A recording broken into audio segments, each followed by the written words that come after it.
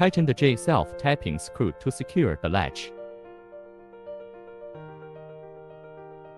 Tighten the two connecting tubes on the front panel. Install the front handle. The square bar goes through the lock tongue. Unscrew the rear cover screws. Remove the battery cover. Install the AA batteries not included.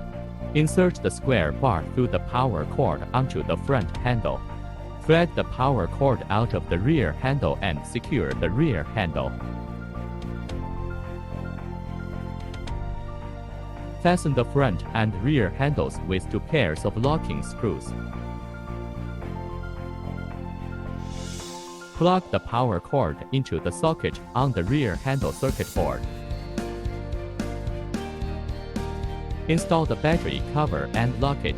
The installation is complete.